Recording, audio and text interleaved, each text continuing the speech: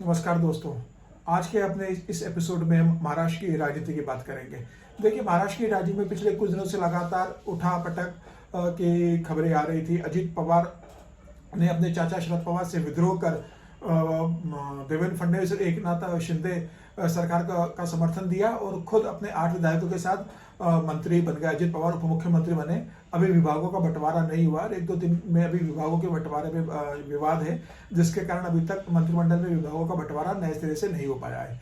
तो जब ये अजित पवार का विद्रोह हुआ और शरद पवार अकेले पड़ गए और बहुसंख्यक विधायक अजित पवार के साथ चले गए, तो महाराष्ट्र की राजनीति में और देश की राजनीति में कहा जाने लगा कि जिस प्रकार से उद्धव ठाकरे को एकनाथ शिंदे ने राजनीतिक रूप से खारिज कर दिया है और एकदम हाशिए पर डाल दिया है, उसी तरीके से अजित पवार ने अपने चाचा शरद पवार को राजनीतिक रूप से हाशिए पर डाल दिया है। अजित पवार अब बड़े नेता महाराष्ट्र के बन गए और राष्ट्रवादी कांग्रेस पार्टी उनके पास है और अजित पवार के समर्थन के बाद अब भारतीय जनता पार्टी बहुत मजबूत हो चुकी है।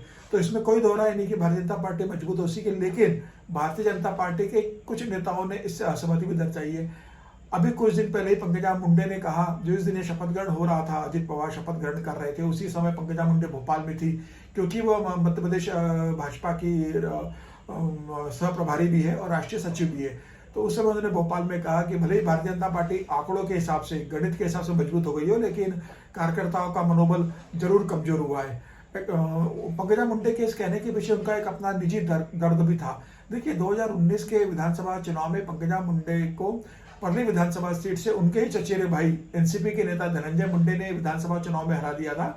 और जिस दिन पंकजा मुंडे यह बयान दे रही थी, उस दिन वह अजित पवार के साथ एकनाथ शिंदे और देवेंद्र फडणवीस की सरकार में मंत्री पद की शपथ ले रहे थे। तो बेसिकली यह पंकजा मुंडे के लिए एक झटके के समान है, क्योंकि वह अगला चुनाव, विधानसभा चुनाव जो 2024 अक्टूबर में महाराष्ट्र में होने वाला है, पर्ली विधानसभा से लड़ने की तैयारी कर रही थी और बार बार बोल रही थी कि विधानसभा चुनाव लड़ेगी। अब ऐसी परिस्थिति में क्या पंकजा मुंडे विधानसभा चुनाव लड़ पाएगी? मुझे लगता है ये बहुत मुश्किल हो चुका है। धनंजय मुंडे जब सरकार में शामिल हो चुके हैं और भाजपा का सहयोगी अब राष्ट्रवादी कांग्रेस पार्टी अजित पवार का गुट बन चुका है, तो इससे में निश्चित रूप से धनंजय मुंडे की दावेदारी पर्ली सीट पे होगी और भारतीय जनता पार्टी वह सीट राष्ट्रवादी कांग्रेस के लिए छोड़ेगी और वहां से धनंजय मुंडे लड़ेंगे। तो ऐसे में पंकजा मुंडे क्या करेगी? पंकजा मुंडे का दर्द भी यही है पिछले कुछ समय से पार्टी के अंदर। आप देखिए, अभी उन्होंने दिल्ली में जब 31 मई को एक रैली हुई थी, उनके ही सहयोगी दल, भारतीय जनता पार्टी का महाराष्ट्र में सहयोगी दल है राष्ट्रीय समाज पक्ष आरएसपी, उसकी एक रैली में पंकजा मुंडे ने एक बड़ा विवादास्पद बयान दे दिया था भारतीय जनता पार्टी के पॉइंट ऑफ व्यू से। पंकजा मुंडे ने कहा था कि मैं भारतीय जनता पार्टी की और लेकिन भारतीय जनता पार्टी मेरी नहीं है। उनके बयान के बाद काफी राजनीतिक गरमाई थी महाराष्ट्र के अंदर और यह कहा जाने लगा था कि हो सकता है आने वाले दिनों में पंकजा मुंडे भारतीय जनता पार्टी को छोड़कर किसी और पार्टी का दामन थामे। 3 जून को अपने पिता की पुण्यतिथि के अवसर पर भी भीड़ के कार्यक्रम में पंकजा मुंडे ने कहा कि मेरे नेता अमित शाह है और मैं उनसे बात करूंगी और अपनी बात रखूंगी। इसके अलावा उन्होंने यह भी कहा कि मेरे पिता तूफान थे और मैं तूफान की बेटी हूँ और मैं अपने राजनीतिक हक के लिए लड़ना चाहती हूँ और मेरे पिता ने महाराष्ट्र में भारतीय जनता पार्टी को स्थापित करने में बड़ी भूमिका निभाई है और आज उनके बच्चों के लिए कहा जाता है कि वह खेत में जाकर गन्ना काटेंगे और राजनीति से दूर रहेंगे।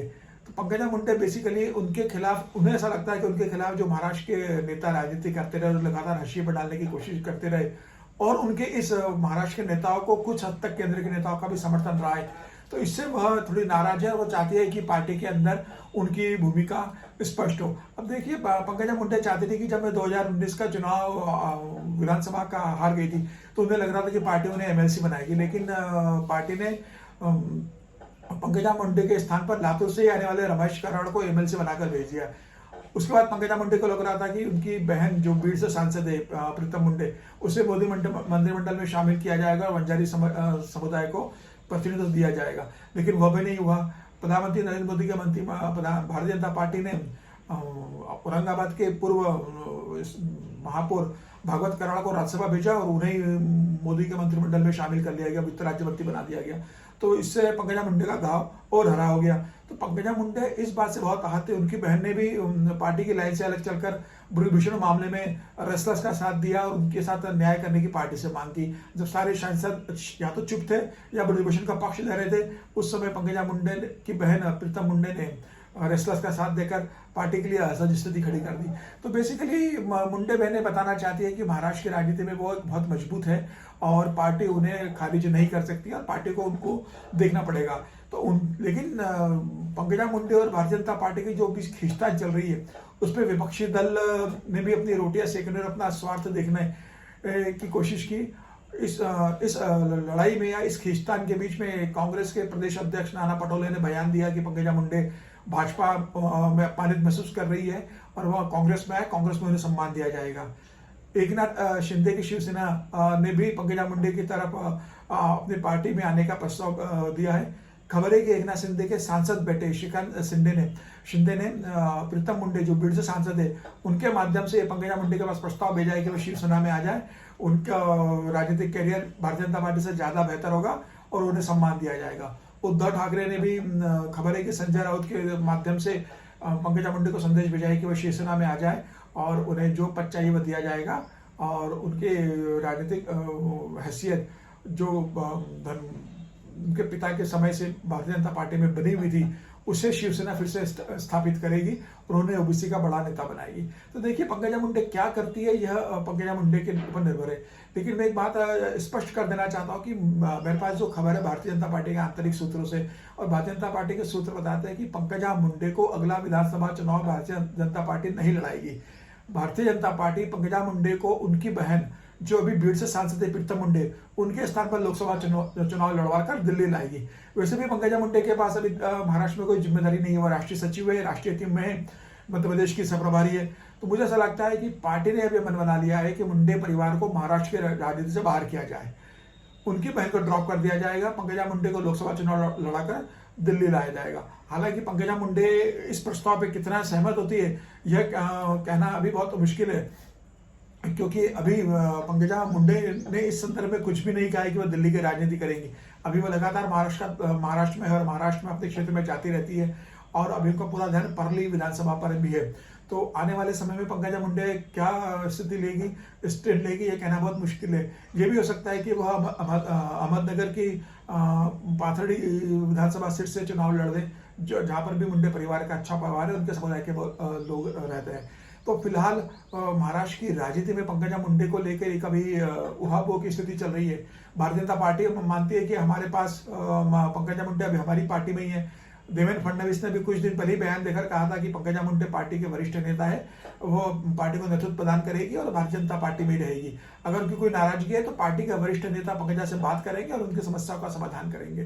तो मुझे ऐसा लगता है कि भारतीय जनता पार्टी पहल भी कर रही है कि पंकजा मुंडे पार्टी में बनी भी रहे, लेकिन पार्टी में उन्हें कोई बड़ी जिम्मेदारी देना भी नहीं चाहती है। तो मुझे ऐसा लगता है कि अभी इस मामले में अंतिम निर्णय अमित शाह लेंगे कि पंकजा मुंडे को कैसे एडजस्ट करना है, महाराष्ट्र की राजनीति में करना है या दिल्ली लेके आना है। इसमें अभी थोड़ा समय लगेगा, लेकिन जहां तक मेरे पास खबर आ रही है कि तय है कि पंकजा मुंडे को लोकसभा चुनाव लड़ाकर दिल्ली लाया जाएगा और महाराष्ट्र की राजनीति से उन्हें बाहर कर दिया जाएगा। तो अभी इसमें अभी और चेंजेस भी हो सकते हैं। आने वाला समय बताएगा कि पार्टी उनके लिए क्या निर्णय लेते हो कि लोकसभा चुनाव के लिए अभी 9 महीने का समय। लेकिन पंकजा मुंडे ने हथियार नहीं डाले और वो लगातार महाराष्ट्र की राजनीति में अपने आप को प्रासंगिक बनाए रखने के लिए बयान देती रहती है और कार्यकर्ताओं से मिलती रहती है। देखते हैं आने वाले समय में पंकजा मुंडे का क्या भविष्य होता है। क्या वह भारतीय जनता पार्टी के साथ राजनीति करती है या विपक्ष के किसी दल के साथ हाथ मिलाकर भारतीय जनता पार्टी के लिए महाराष्ट्र में चुनौती बनने की कोशिश करती है। यह तो आने वाले समय बताएगा। तब तक के लिए हमें इंतजार करना पड़ेगा। कल हम और किसी विषय पर वीडियो लेकर, एक एपिसोड लेकर आपके बीच हाजिर होंगे। तब तक के लिए नमस्कार।